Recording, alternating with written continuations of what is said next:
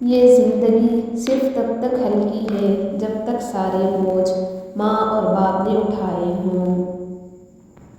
زندگی جب بھی رلائے تو سمجھ لینا کہ گناہ معاف ہو گئے، زندگی جب ہنسائے تو سمجھ جانا دعا قبول ہو گئی۔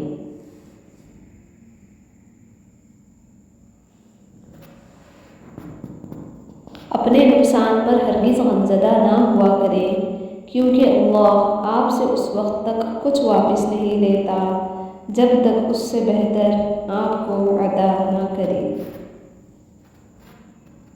اے اللہ، جو میرے مقدر میں نہیں لکھا اس کی کوشش اور تمنا میں مجھے مبتلا نہ کرنا، اور جو میرے تقدیر میں لکھ دیا ہے اسے میرے لیے آسان کر دینا۔ ترک کہاوت ہے، اگر کسی شخص سے تعلق کاٹ چکے ہو تو اس کے متعلق اپنی زبان بھی کاٹ دو۔ مرد اپنی جوانی کے اعمال سے اپنی بیٹی کا نصیب لکھ رہا ہوتا ہے۔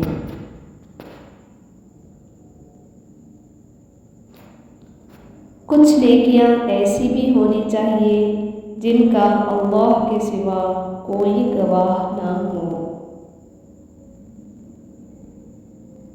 بے فائدہ ہے زندگی میں لوگوں کا ہجوم، پرخلوص جو مل جائے تو ایک ہی شخص کافی ہے۔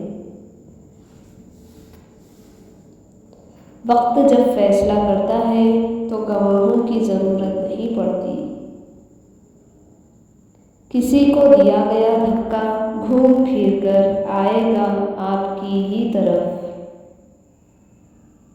جب کسی کمزور پر احسان کرو تو پھر اس کے شر سے بھی بچو۔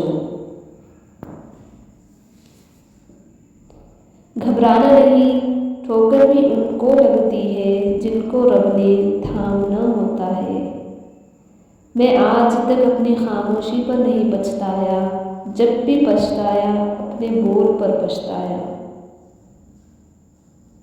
عقل مند اور بے وقوفوں میں کچھ نہ کچھ عیب ضرور ہوتا ہے۔ عقل مند اپنے عیب خود دیکھ لیتا ہے اور بے وقوفوں کا عیب دنیا دیکھتی ہے۔ تقریباً 18,000 مخلوقات میں صرف انسان ہی پیسہ کماتا ہے۔ کوئی مخلوق کبھی بھوکی نہیں رہتی اور انسان کا کبھی پیٹ نہیں بھرتا۔ عبادات ضرور کیجیے مگر معاملات پر بھی توجہ دیں۔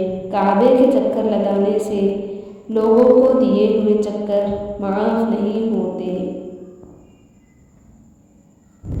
ہم نے آداب کے چکر میں قرآن پاک اتنا اونچا رکھ دیا کہ اب ہاتھ نہیں پہنچ رہا۔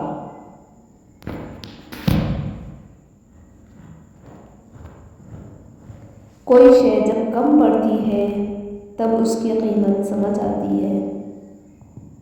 غلط صحیح کا فیصلہ خدا پر چھوڑ دو، تم انسان ہو، انسانیت پر زور دو۔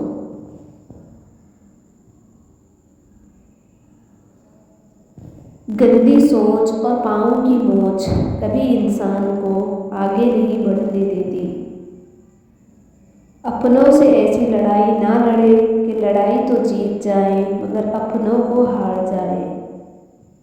قرآن پاک بار بار کہتا ہے، نا امید نہ ہو، کمزور نہ پڑو، غمگین نہ ہو، بے شک اللہ ہر چیز پر قادر ہے۔ دوسروں کو میلا کرنے سے خود کا کردار اجلا نہیں ہوتا۔